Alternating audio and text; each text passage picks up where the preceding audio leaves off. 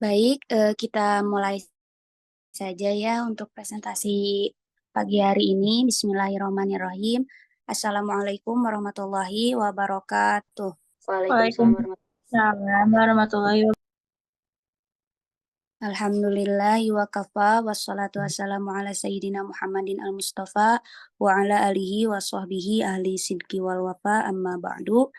Puji dan syukur marilah kita panjatkan kepada Allah Subhanahu wa taala karena dengan karunia-Nya kita semua masih dapat pelajaran meskipun via online dan semoga kita semua selalu diberi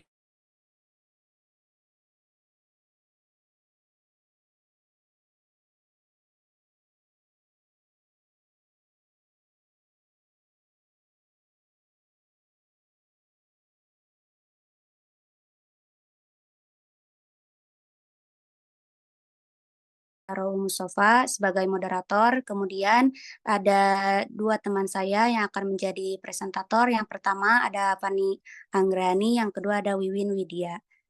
Untuk mempersingkat waktu, kami dari kelompok 11 akan membahas materi mengenai bentuk-bentuk kerjasama ekonomi antar negara.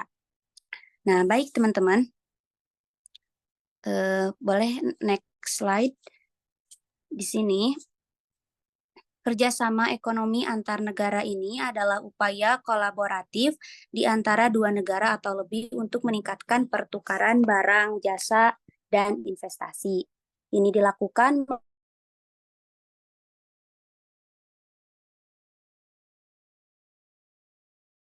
apa sih kerjasama ini dilakukan? Tentunya dengan tujuan untuk memperluas pasar, meningkatkan pertumbuhan ekonomi, serta menciptakan keuntungan bagi semua pihak. Nah, untuk bentuk-bentuk dari kerjasama ekonomi antar negara ini ada 5. Yang pertama ada kerjasama ekonomi bilateral, yang kedua ada regional, yang ketiga multilateral, yang keempat antar regional, dan kelima adalah subregional. Nah, untuk bentuk yang pertama di sini adalah kerjasama ekonomi bilateral. Kerjasama ekonomi bilateral ini tuh adalah kerjasama yang terjalin antar dua negara. Boleh next slide-nya. Kerjasama yang terjalin antar dua negara di dunia dengan tujuan untuk saling menguntungkan. Contohnya kayak perdagangan, investasi, pengembangan infrastruktur, dan ini tuh mencakup perjanjian perdagangan serta investasi langsung juga. Nah, untuk contoh dari kerjasama ekonomi bilateral ini tuh yang pertama di sini ada Indonesia dan Jepang, yaitu Indonesian Japan Economic Partnership Agreement atau disingkat dengan IJPA yang dimulainya itu sejak tahun 2008. Kemudian ada Indonesia dan Singapura, yaitu bekerja sama mengembangkan kerjasama proporsi dan tujuan wisata untuk meningkatkan jumlah wisatawan yang datang ke Indonesia dan Singapura. Dan yang ketiga di sini contohnya ada kerjasama antara Indonesia dan Arab Saudi terkait ibadah haji gitu. Nah, mungkin itu untuk bentuk yang pertama, yaitu kerjasama ekonomi bilateral.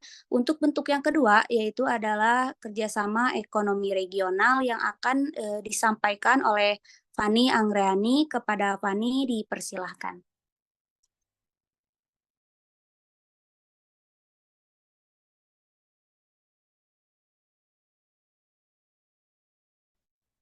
Oke, terima kasih kepada moderator.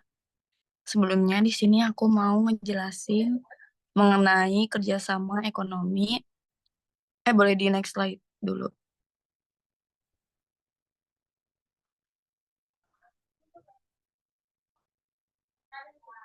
Widya boleh di next slide dulu.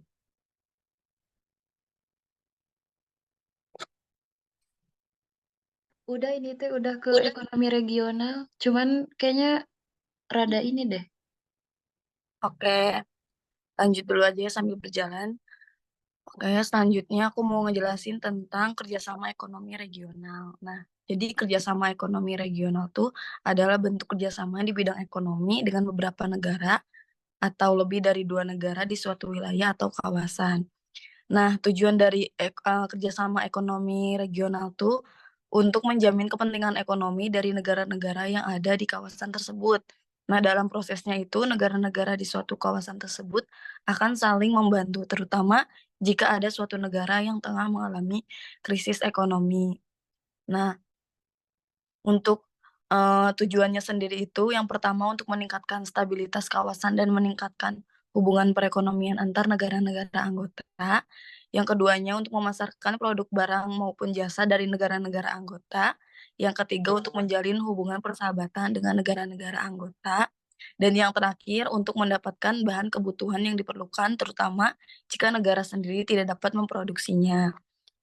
Nah, dalam penerapan kerjasama regional di bidang ekonomi ini biasanya memiliki pola hubungan ekonomi antar negara yang bentuknya itu yang pertama perdagangan berupa kegiatan ekspor maupun impor barang dan jasa.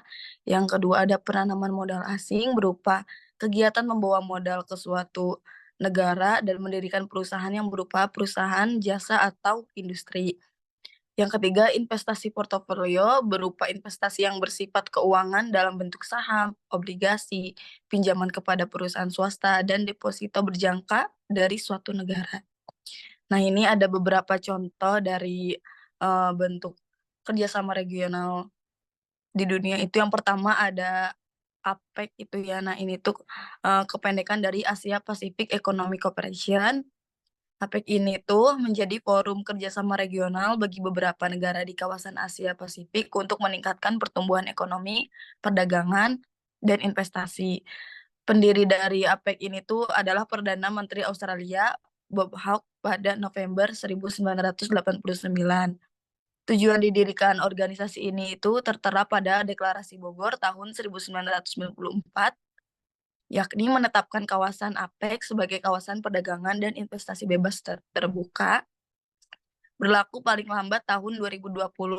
Sementara untuk negara-negara anggota yang merupakan negara maju kawasan bebas dan terbuka tersebut sudah harus terrealisasi paling lambat tahun 2010. Oke, selanjutnya ada AFTA. Nah, AFTA ini tuh organisasi kerjasama regional yang ada di wilayah Asia Tenggara, yang mana kerjasama regional ini dibentuk melalui ASEAN, yang juga mencetuskan adanya kawasan perdagangan bebas yang dikenal dengan nama ASEAN Free Trade Area.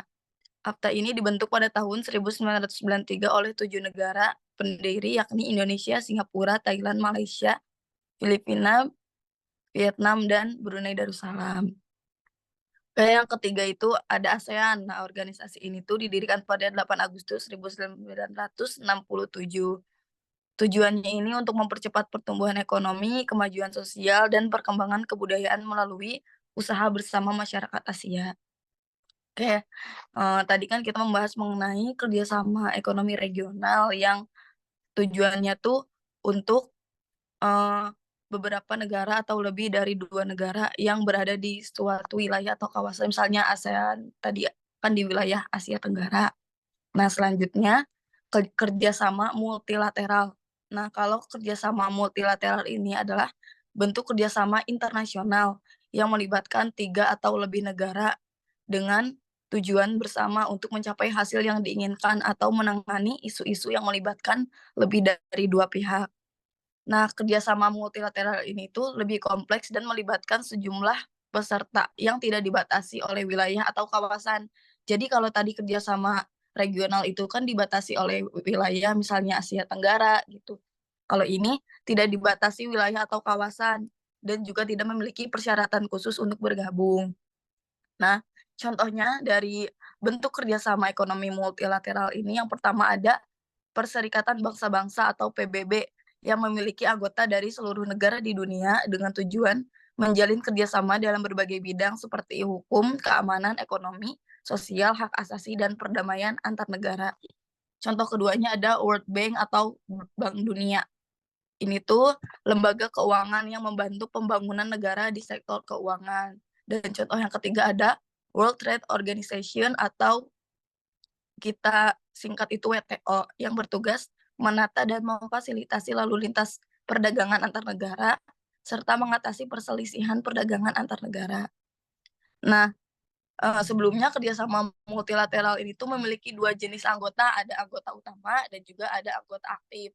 Kalau anggota utama itu negara yang memiliki kekuatan menengah, sedangkan anggota aktif ini negara kecil yang berperan secara terbatas atau memiliki kekuatan lebih kecil daripada anggota utama.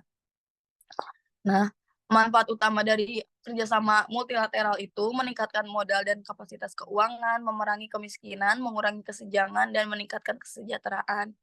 Terus menjaga kestabilan ekonomi global, mengembangkan infrastruktur digital dan teknologi baru, memperkuat sistem perpajakan internasional, berkelanjutan dan modern, dan juga mengatasi masalah hak asasi manusia.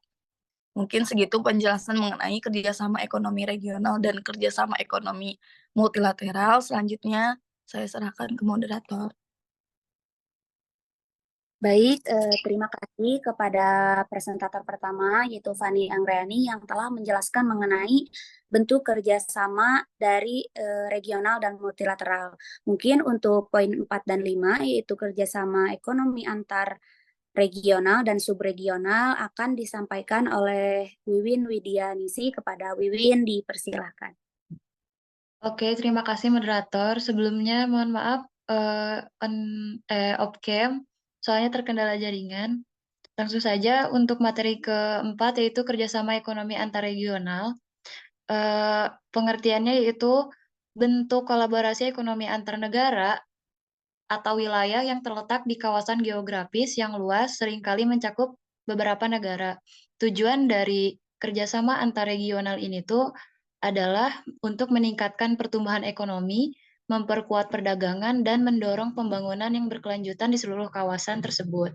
Bentuk kerjasama ini tuh meliputi maksudnya melibatkan perjanjian perdagangan bebas, serikat pabean, pasar bersama, atau uni ekonomi moneter. Untuk contoh kerjasama antar ekonomi regional ada 4. Yang pertama ada Uni Eropa. Yang kedua ada NAFTA North American. Apa sih ini? Kelihatan. North American Free Trade Agreement. Yang ketiga ada Mercosur. Yang keempat ada Regional Comprehensive Economic Partnership atau RCEP. Langsung aja ke poin nomor 1, ada Uni Eropa. Uni Eropa adalah salah satu bentuk kerjasama ekonomi antar regional yang paling maju di dunia. Contoh spesifik dari kerjasama ekonomi di dalam Uni Eropa itu meliputi pasar tunggal atau single market, memungkinkan pergerakan bebas barang, jasa, modal, dan orang di antara negara-negara anggotanya. Misalnya, seorang pekerja dari Spanyol dapat dengan mudah pindah dan bekerja di Jerman tanpa perlu visa atau izin kerja khusus. Yang kedua ada mata uang bersama, Euro. Sebanyak 19 dari 27 negara anggota Uni Eropa menggunakan Euro sebagai mata uang bersama. Jadi ini tuh mengurangi biaya transaksi dan risiko valuta asing dalam perdagangan antar negara anggota. Contohnya, sebuah perusahaan di Perancis yang menjual produk ke Italia tidak perlu khawatir tentang fluktuasi nilai tukar. Terus contoh yang ketiga ada kebijakan pertanian bersama atau Common Agricultural Policy, CAP, yang mengatur produksi dan harga produk pertanian di seluruh Uni Eropa, memberikan subsidi dan dukungan kepada petani. Contohnya subsidi yang diterima petani gandum di Perancis untuk memastikan harganya itu stabil dan produksi tetap tinggi. Terus yang kedua ada NAFTA, adalah perjanjian perdagangan bebas antara Amerika Serikat, Kanada, dan Meksiko yang mulai berlaku pada tahun 1994 dan kemudian digantikan oleh USMCA atau United States-Mexico-Canada Agreement pada tahun 2020. Beberapa contoh dari kerjasama ekonomi dalam kerangka NAFTA ada 2. Yang pertama ada penghapusan tarif. NAFTA itu menghapuskan tarif untuk banyak produk yang diperdagangkan antara ketiga negara. Contoh, mobil yang diproduksi di Meksiko dapat diekspor ke Amerika Serikat tanpa dikenakan tarif. Yang kedua, ada integrasi rantai pasokan. Perusahaan di ketiga negara asing seringkali terlibat dalam produksi bersama, di mana komponen-komponen diproduksi di berbagai negara, anggota dan dirakit di lokasi yang berbeda. Misalnya, suku cadang mobil yang diproduksi di Kanada dan Amerika Serikat dikirim ke Meksiko untuk perakitan akhir. Poin yang ketiga ada Mercosur. atau Southern Common Market adalah blok perdagangan di Amerika Selatan yang meliputi Argentina, Brazil, Paraguay, Uruguay, dan Venezuela yang saat ini masih ditangguhkan. Beberapa contoh dari kerjasama ekonomi di dalam Mercosur itu adalah yang pertama ada tarif preferensial atau negara-negara anggota Mercosur ini memberikan tarif preferensial satu sama lain mengurangi atau menghapus tarif untuk produk tertentu. Contohnya, ekspor daging sapi dari Argentina ke Brazil dengan tarif yang lebih rendah dibandingkan dengan negara non-anggota. Contoh yang kedua ada pergerakan bebas tenaga kerja. Jadi Mercosur ini tuh memungkinkan pergerakan bebas antara tenaga kerja di antara negara-negara anggotanya, meskipun ini masih dalam tahap pengembangan lebih lanjut. Sebagai contohnya adalah seorang insinyur dari Uruguay dapat bekerja di Argentina tanpa hambatan besar. Terus poin yang keempat ada Regional Comprehensive Economic Partnership atau RCEP adalah perjanjian perdagangan bebas terbesar di dunia yang melibatkan 15 negara di kawasan Asia Pasifik, termasuk ASEAN, Cina, Jepang, Korea Selatan, Australia, dan Selandia Baru. Beberapa contoh kerjasama ekonomi dalam RCEP adalah yang pertama ada penghapusan tarif. Tujuannya untuk menghapuskan tarif untuk sekitar 90% barang yang diperdagangkan di antara negara anggota, misalnya ekspor produk elektronik dari Jepang ke Cina dengan tarif yang lebih rendah atau bahkan tanpa tarif. Yang kedua ada standar dan regulasi bersama. Jadi RCEP juga bekerja untuk menyelaraskan standar regulasi teknis di antara negara-negara anggotanya yang akan mempermudah perdagangan dan investasi. Contohnya, standar produk elektronik yang seragam di seluruh kawasan RCEP.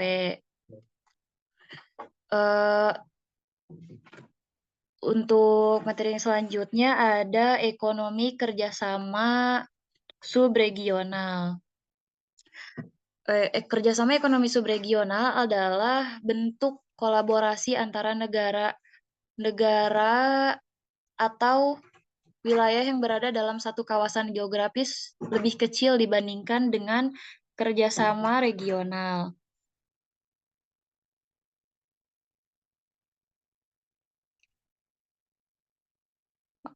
Tujuan dari kerjasama ini tuh adalah untuk meningkatkan pembangunan ekonomi lokal, memperkuat konektivitas, dan mendorong pertumbuhan yang inklusif dan berkelanjutan.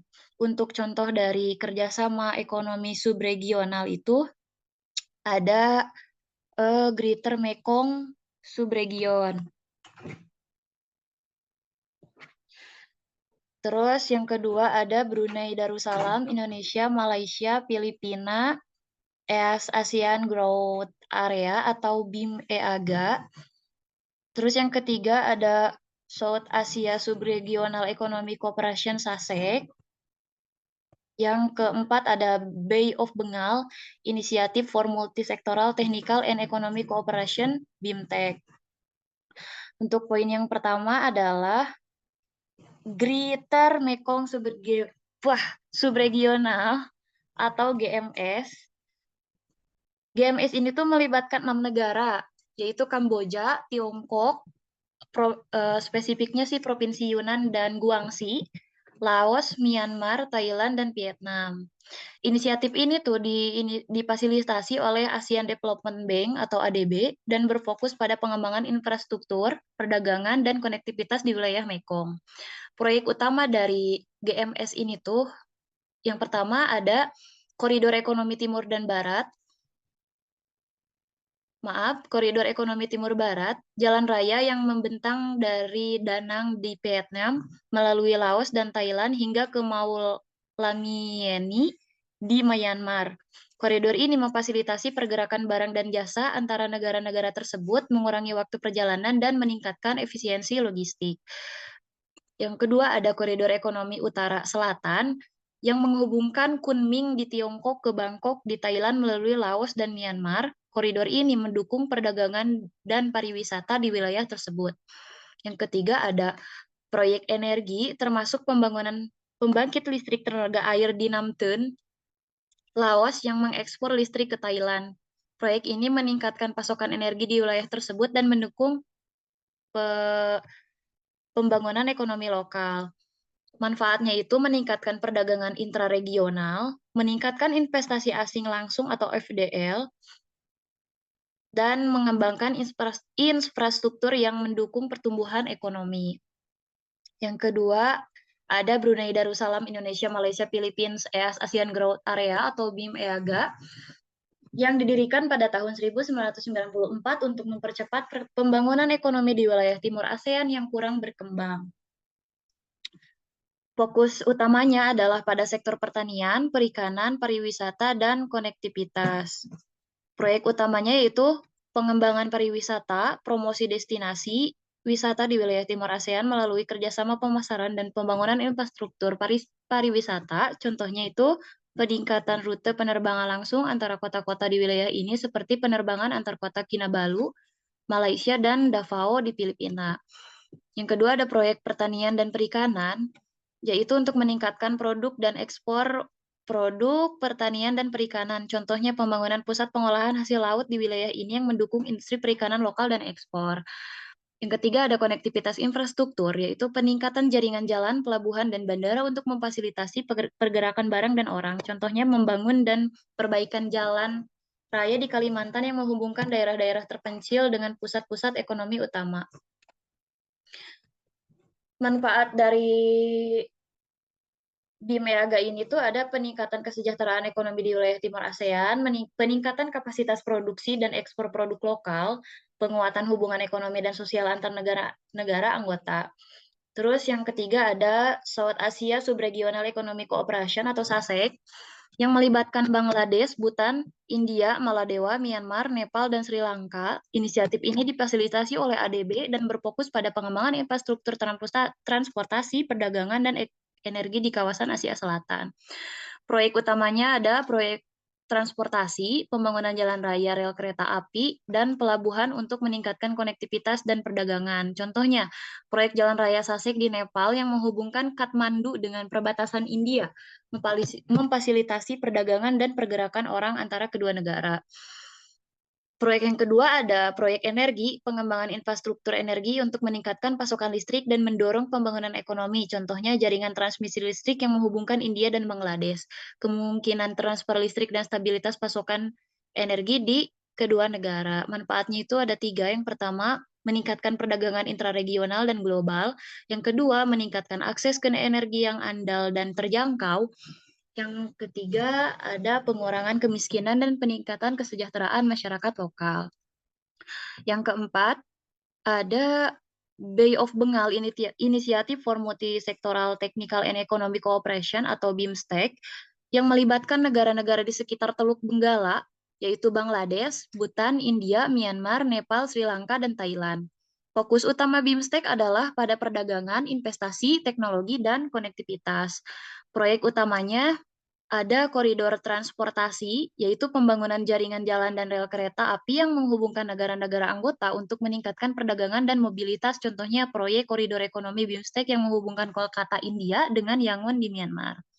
Yang kedua ada proyek kerjasama energi, yaitu proyek pembangunan infrastruktur energi seperti jaringan transmisi listrik dan pembangkit listrik tenaga angin dan surya. Contohnya pengembangan pembangkit listrik tenaga surya di India adalah India dan Bangladesh yang meningkatkan pasokan energi bersih di wilayah tersebut. Manfaatnya yaitu untuk meningkatkan konektivitas dan perdagangan antar negara anggota, peningkatan pasokan energi yang andal dan ramah lingkungan. Yang terakhir ada peningkatan kesejahteraan ekonomi dan sosial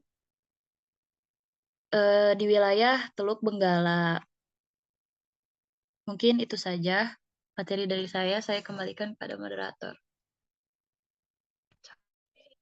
Baik, terima kasih kepada presentator ketiga, yaitu Wiwin Widianingsih, atas penjelasannya mengenai bentuk dari kerjasama ekonomi antar negara, poin yang antar regional dan subregional.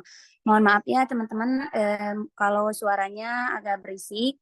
Kita lanjut saja ke sesi tanya jawab, diutamakan untuk teman-teman yang belum mempunyai poin sama sekali ya.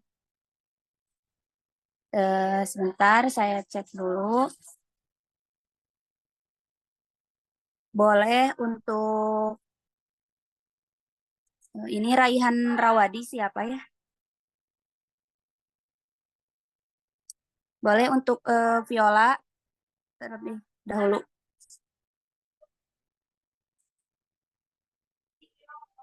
Viola.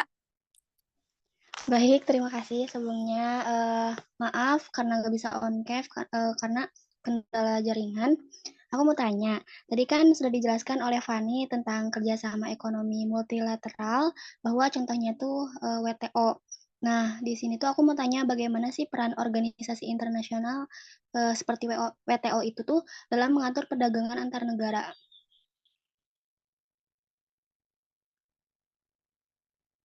Baik, berarti peran WTO ya, peran WTO dalam ekonomi internasional antar negara ya. Iya, Bagaimana bisa dipahami untuk Fani dan Widya? Oke, bisa ya. Untuk penanya kedua, silakan pada Winda. Izin bertanya ya. Jadi kan ini teh ada 5 poin keseluruhannya. Nah, ada gak sih kekurangan-kekurangan dari si kerja sama yang 5 poin ini tuh gitu? Berarti untuk pertanyaannya tuh kekurangan dari bentuk-bentuk kerjasama ekonomi antar negara yang 5 poin ini ya. Baik, terima kasih kepada Winda. Untuk selanjutnya, boleh yang on cam ya. Sani, Silpi, siapa yang mau bertanya? Ani. Ya, silakan. Oke, langsung aja pertanyaannya. Gimana sih Indonesia tuh bisa memanfaatkan kerjasama ekonomi multilateral tadi itu untuk meningkatkan perekonomian nasional? Terus pasti kan ada tantangannya ya. Ada nggak sih contoh si tantangannya? Aja, kasih. Baik, terima kasih untuk teman-teman yang sudah memberikan pertanyaan. Izinkan kelompok kami untuk berdiskusi terlebih dahulu.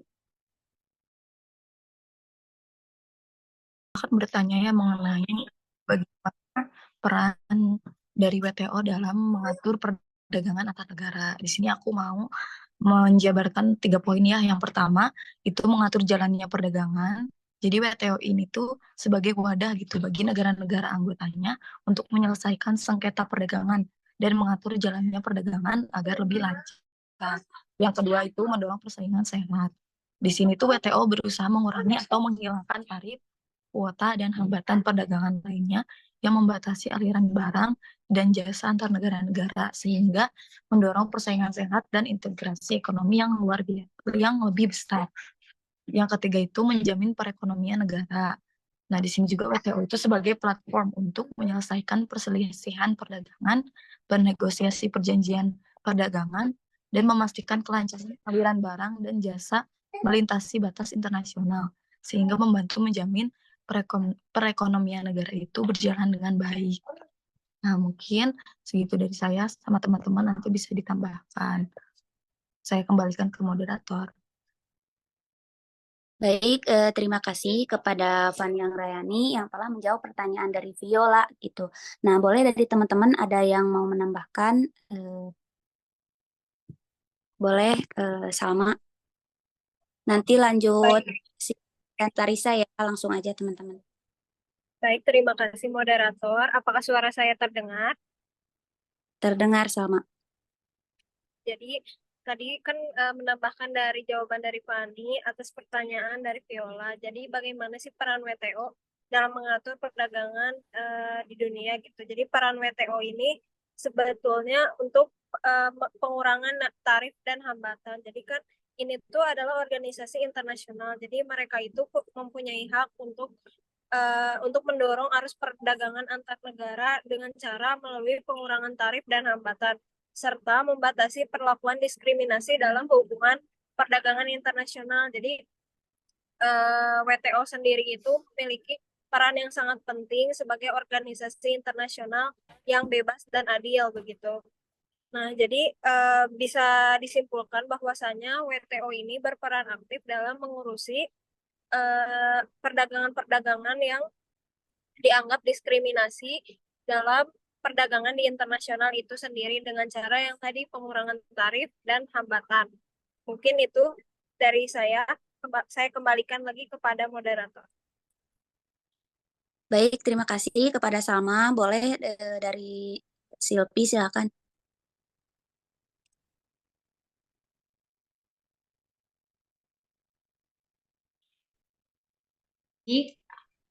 Terima kasih moderator.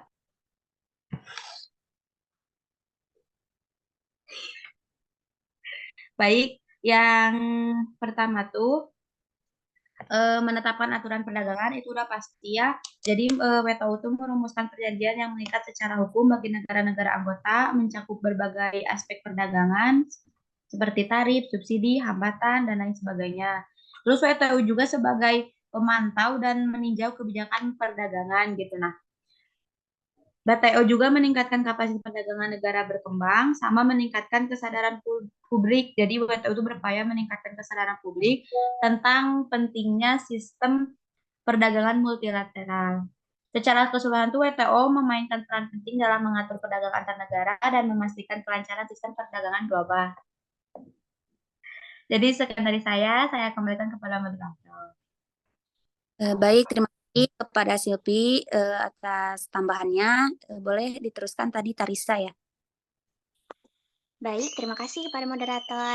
Aku mau nambahin, jadi di WTO ini, negara-negara yang masuk ke dalam WTO ini juga diwajibkan untuk melaporkan kebijakan perdagangan mereka, termasuk tarif yang tadi, terus subsidi, hambatannya apa, terus hal ini tuh bertujuan untuk meningkatkan transparansi dan memungkinkan anggota lain untuk memahami dan menyesuaikan strategi perdagangan mereka. Terus di WTO ini memfasilitasi untuk forum-forum bagi negara-negara anggota untuk bernegosiasi tentang perjanjian perdagangan baru dan memperbarui perjanjian yang ada. Terus WTO ini memfasilitasi pelatihan dalam negosiasi perdagangan, kepatuhan terhadap standar internasional, dan peningkatan kapasitas institusional. Begitu, terima kasih. Baik, terima kasih. Nah, untuk pertanyaan dari Viola ya, sudah dijawab, bahkan banyak tambahan dari teman-teman. Semoga Viola dapat memahami lebih dalam lagi. Oke, di sini selanjutnya saya akan menjawab gitu pertanyaan dari Sani ya. Karena tadi tuh pertanyaannya itu kan itu ya, bagaimana gitu fungsi atau manfaatnya gitu ekonomi multilateral pada perekonomian nasional. Di sini yang pertama ada akses pasar yang lebih luas ya tentunya. Kayak tadi udah dijelaskan ya di pertanyaan sebelumnya, melalui WTO juga itu bisa meningkatkan perekonomian nasional gitu. Sini yang pertama adalah akses pasar yang lebih luas gitu melalui perjanjian perdagangan multilateral. Indonesia dapat memperoleh akses pasar yang lebih luas untuk ekspor produk-produknya ke berbagai negara. Kemudian yang kedua juga untuk mendorong investasi asing gitu. Jadi perjanjian perdagangan multilateral yang melindungi dan mempromosikan investasi asing dapat membantu menarik investor asing untuk berinvestasi di Indonesia. Jadi tentunya tuh jadi lebih banyak gitu ya investor bukan hanya dari Indonesia saja, jadi banyak dari negara-negara lain. Nah, mungkin 2 poin saja ya nanti akan ditambahkan. Untuk tantangan yang akan dihadapi Indonesia gitu dalam memanfaatkan kerjasama ekonomi multilateral ini tuh, yang pertama adalah persaingan global gitu, karena ini mencakupnya antar negara gitu. Tentunya persaingannya juga tingkat global gitu, persaingan dengan negara-negara lain, baik dalam pasar global yang lebih terbuka dan kompetitif dapat menjadi tantangan gitu ya, khususnya dalam meningkatkan daya saing dan produk-produknya. Kemudian ada juga penerapan aturan WTO. Nah, implementasi aturan WTO dan komitmen perdagangan internasional ini dapat menjadi rumit dan memerlukan penyesuaian dalam kebijakan dan regulasi domestik gitu. Mungkin itu yang dapat saya jawab. Boleh dari teman-teman yang ingin menambahkan. Boleh Windy, Salsabila sama Suhikmah ya. Boleh Windy, silakan. Oke, baik. Terima kasih kepada moderator. Di sini saya mau menambahkan eh, yang bagian cara memanfaatkan kerjasamanya ya. Tadi kan udah disebutin sama Wina, aku mau nambahin yaitu ada transfer teknologi dan pengetahuan. Nah, kerjasama dengan negara-negara maju dalam forum multilateral juga tuh multilateral juga tuh dapat membawa manfaat berupa transfer teknologi dan pengetahuan. Nah, ini tuh bisa meningkatkan produktivitas dan daya saing industri domestik. Kemudian yang kedua ada peningkatan standar dan kualitas produk. Nah, melalui partisipasi dalam perjanjian perdagangan internasional, Indonesia tuh dapat menyesuaikan standar dan regulasi domestiknya dengan standar internasional, meningkatkan kualitas produk lokal sehingga lebih kompetitif di pasar global. Kemudian yang terakhir ada dukungan finansial dan teknis. Nah, Indonesia tuh dapat memanfaatkan bantuan teknis dan finansial dari organisasi multilateral seperti Bank Dunia, IMF, dan ADB untuk proyek-proyek pembangunan, peningkatan kapasitas, dan juga reformasi ekonomi. Mungkin cukup sekian. Makasih. Baik, terima kasih kepada Windy atas tambahannya. Boleh dilanjut Salsabila Nurbilkis. Baik, terima kasih kepada moderator. Sebelumnya saya mohon maaf ya off cam karena jaringannya kurang baik. Saya mau nambahin sedikit aja ya karena tadi Windy udah nambahin lumayan juga. Ada meningkatkan kerjasama dan koordinasi. Jadi kerjasama ekonomi multilateral ini dapat membantu Indonesia untuk meningkatkan kerjasama dan koordinasi dengan negara-negara lain dalam berbagai bidang ekonomi. Yang mana hal ini itu dapat membantu Indonesia untuk mencapai tujuan pembangunan nasionalnya. Untuk tantangannya, selain dari yang tadi 2 poin yang disebutkan oleh Wina ya, saya akan menyebutkan yang pertama ada kompleksitas aturan, yang mana aturan-aturan dalam kerjasama ekonomi multilateral ini seringkali kompleks dan sulit dipahami. Hal itu dapat menyulitkan Indonesia untuk memanfaatkan kerjasama tersebut secara maksimal. Lalu yang kedua ada kurangnya kapasitas. Jadi Indonesia itu mungkin tidak memiliki kapasitas yang memadai gitu ya untuk memanfaatkan kerjasama ekonomi multilateral secara maksimal. Yang mana hal ini tuh dapat disebabkan oleh keterbatasan sumber daya, manusia, keuangan, dan juga infrastruktur. Sekian, saya kembalikan kepada moderator. Baik, terima kasih kepada Salsabila Nurbilkis ya. Boleh dilanjut Hikmah.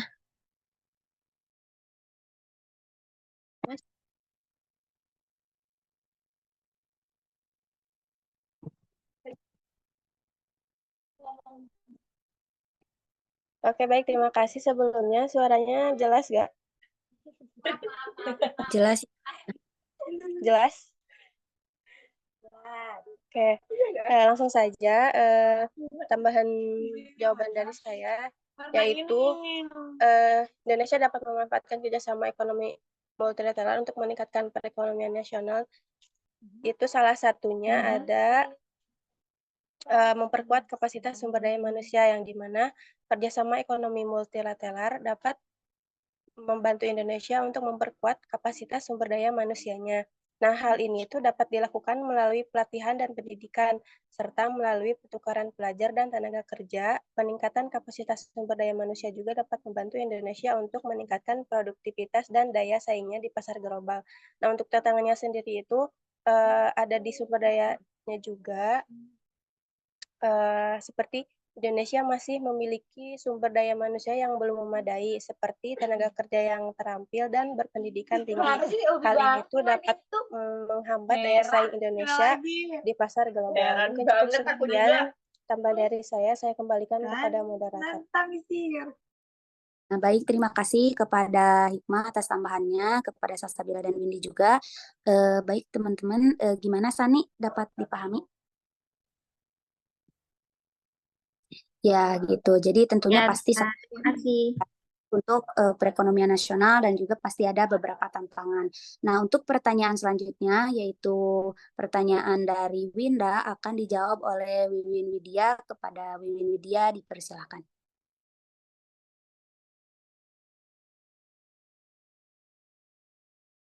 Baik, terima kasih moderator atas kesempatannya. Saya akan menjawab pertanyaan dari Winda, yaitu apa sih kekurangan dari bentuk-bentuk kerjasama ekonomi yang 5 itu tuh? Nah, kekurangan dari yang pertama ada kekurangan kerjasama ekonomi bilateral. Bilateral, yaitu ketergantungan salah satu negara dapat menjadi terlalu tergantung pada mitra bilateralnya yang dapat menyebabkan masalah ekonomi jika hubungan memburuk. Yang kedua ada skala terbatas, yaitu manfaatnya terbatas hanya pada 2 negara, sehingga dampaknya tidak sebanding dengan kerjasama multilateral atau regional yang melibatkan lebih banyak negara. Terus yang terakhir ada potensi ketidakseimbangan, yaitu ketidaksetaraan dalam kekuatan ekonomi antara 2 negara dapat menyebabkan satu pihak mendapatkan lebih banyak keuntungan dibandingkan pihak yang lain. Untuk kekurangan dari kerjasama ekonomi regional, yaitu ada ketidakseimbangan ekonomi, yaitu negara-negara yang lebih kuat secara ekonomi dapat mendominasi keputusan dan mendapatkan keuntungan lebih besar dibandingkan dengan negara-negara yang lebih lemah. Terus ada hambatan non-tarif, yaitu meskipun tarif mungkin dikurangi atau dihilangkan, hambatan non-tarif seperti regulasi dan standar tetap bisa menjadi penghalang perdagangan. Terus ada konflik politik, yaitu masalah politik di dalam kawasan bisa menghambat kerjasama ekonomi dan menyebabkan ketidakstabilan.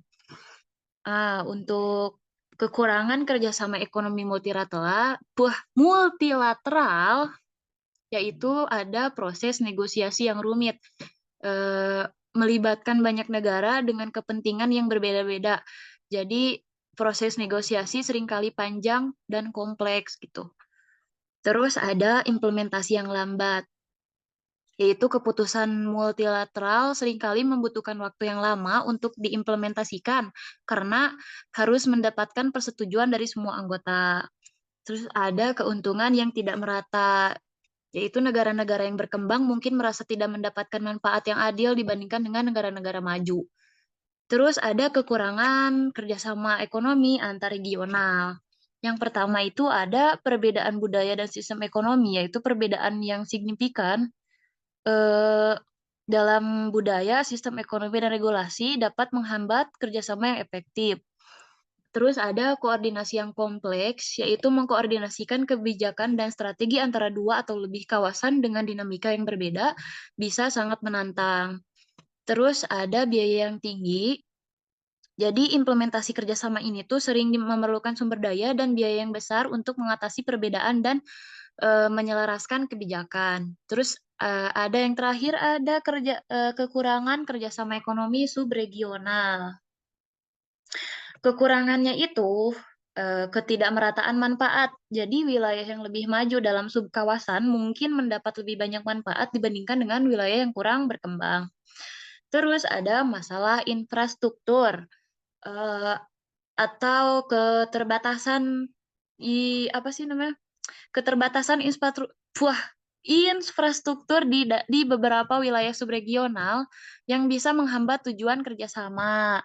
Terus yang terakhir ada ketergantungan pada dukungan eksternal, yaitu inisiatif subregional seringkali tergantung pada dukungan finansial dan teknis dari organisasi internasional atau negara donor yang bisa mempengaruhi keberlanjutan program. Mungkin itu saja yang bisa saya sampaikan. Saya kembalikan kepada moderator. Baik, terima kasih kepada Wiwin Widya ya yang telah menjawab pertanyaan dari Winda mengenai apa saja sih gitu kekurangan-kekurangan dari bentuk-bentuk kerjasama ekonomi yang tadi telah dijelaskan. Boleh yang mau menambahkan Siti Nura, Selvi Anggra ini sama Sakila ya boleh. Silakan Nura terlebih dahulu. Baik, terima kasih moderator. Bentar. Ngelik. Oke, di sini saya mau menambahkan pertanyaan dari Winda ya tadi tuh. tentang kekurangan-kekurangan dari bentuk-bentuk kerjasama ekonomi yang tadi dijelasin. Yang pertama itu dari kekurangan dari kerjasama ekonomi bilateral. Nah, yang pertama itu ada di terbatasnya pada dua negara. Nah, kerjasama ini tuh hanya menguntungkan dua negara yang terlibat dan tidak memberikan manfaat bagi negara lain. Yang kedua adanya kurangnya transparansi. Nah, kesepakatan bilateral seringkali itu dirahasiakan gitu sehingga publik tuh gak mengetahui detailnya dan tidak dapat mengawasinya. Terus yang kedua ada kekurangan dari kerjasama ekonomi regional. Nah, yang pertama tuh ada keanggotaan yang terbatas negara-negara di kawasan tertentu aja yang dapat bergabung gitu sehingga negara lain tuh negara lain yang di luar kawasan tersebut tuh gak bisa memperoleh dari manfaat ekonomi regional ini. Terus yang kedua tuh ada persaingan antar negara anggota. Nah, negara anggota tuh mungkin bersaing satu sama lain untuk mendapatkan keuntungan dan kerjasama yang dapat menghambat kerjasama itu sendiri. Terus yang ketiga ada kekurangan kerjasama ekonomi multilateral. Yang pertama itu ada proses pengambilan keputusan yang kompleks. Nah, dengan banyaknya negara yang terlibat, pengambilan keputusan dalam kerjasama multilateral ini tuh bisa menjadi rumit dan memakan waktu yang lama. Terus adanya ketidaksepakatan antar negara anggota. Nah, negara anggota tuh mungkin memiliki kepentingan yang berbeda-beda sehingga sulit gitu untuk mencapai kesepakatan bersama. Terus yang keempat ada kekurangan kerjasama ekonomi antar regional. Yang pertama tuh ada kompleksitas, yaitu mengkoordinasikan kerjasama antar regional bisa sangat kompleks karena melibatkan banyak negara dan organisasi regional yang berbeda. Terus kurangnya pendanaan. Nah, kerjasama antar regional itu sering kali kekurangan pendanaan yang memadai untuk menjalankan program ekonomi subregional. Nah, ini tuh adanya skala kecil, jadi kerjasama subregional itu hanya mencakup wilayah yang kecil sehingga dampaknya itu mungkin terbatas. Terus yang terakhir adanya kurangnya perhatian dari pemerintah pusat. Nah, regional sehingga sulit untuk mendapatkan dukungan dan pendanaan. Itu yang bisa saya tambahkan. Saya kembalikan lagi ke moderator. Baik, terima kasih kepada Siti Nurhanur Rahmawati. Selanjutnya tadi Selvi ya. Silahkan Selvi. Baik, terima kasih moderator sebelumnya. Sebelumnya izin off cam karena sinyalnya agak susah. Ini pakai kuota. Oke, untuk yang pertama itu kekurangan kerjasama ekonomi bilateral. Itu tuh ada kompleksitas administratif yang mana ini tuh walaupun cuma melibatkan dua negara, nah biasanya setiap perjanjian bilateral ini tuh punya aturan dan regulasi yang beda-beda, yang mana itu tuh bisa nambah kompleksitas administrasi dan pelaksanaannya. Terus untuk yang kedua, kekurangan ekonomi regional, ini tuh efek dominasi, yang mana negara itu lebih kuat di kawasan tersebut mungkin akan mendominasi proses pengambilan keputusannya dan mengurangi manfaat bagi negara-negara yang lebih kecil tadi yang sudah disinggung oleh pemateri sebelumnya. Terus yang ketiga ada kekurangan ekonomi multilateral. Kalau ini tuh mungkin proses negosiasi yang rumit dan lama, yang mana ini tuh ngelibatin banyak negara dengan kepentingan yang beragam, yang ngebuat proses negosiasinya itu mungkin bisa memakan waktu yang cukup lama gitu. Lalu yang keempat ada kerjasama ekonomi antar regional. Ini tuh kekurangannya mungkin di budaya dan hukumnya, yang mana kerjasama regional itu ngelibatin negara-negara dengan latar belakang yang berbeda, mulai dari budaya, hukum, dan juga sistem ekonominya. Nah, ini tuh juga bisa menjadi salah satu penghalang untuk harmonisasi daripada pelaksanaan perjanjian tersebut. Lalu yang terakhir ada kerjasama ekonomi subregional. Ini tuh kekurangannya adalah memiliki ketergantungan yang tinggi, yang mana negara-negara dalam kerjasama subregional ini tuh mungkin sangat bergantung satu sama lain, yang itu tuh juga bisa menjadi resiko kalau misalkan salah satu negaranya mengalami masalah ekonomi ataupun politik gitu. Mungkin untuk kekurangannya segitu, moderator. Terima kasih.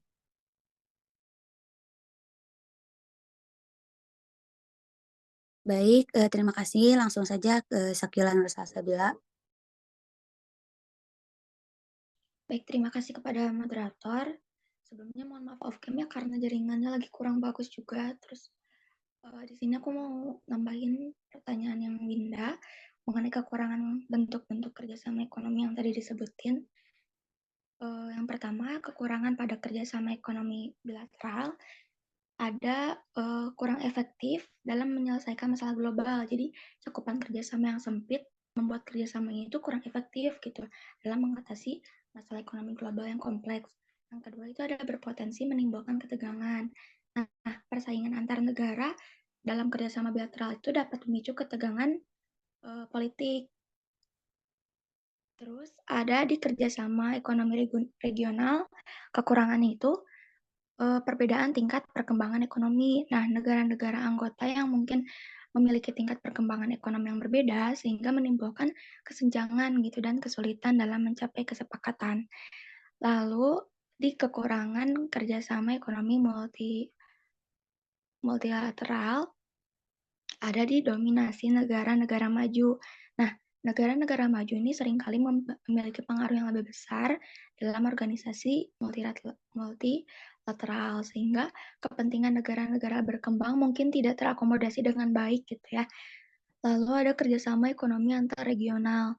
Nah, kalau untuk ini kekurangannya itu ketidakstabilan politik. Jadi ketidakstabilan politik di satu kawasan itu dapat berdampak pada kerjasama antar regional. Dan yang terakhir itu kekurangan kerjasama ekonomi subregional. Yang pertama itu ada sumber daya yang terbatas. Jadi negara-negara di kawasan subregional ini mungkin memiliki sumber daya yang terbatas untuk memiliki program kerjasama. Dan yang terakhir adalah kurang mendapatkan perhatian internasional.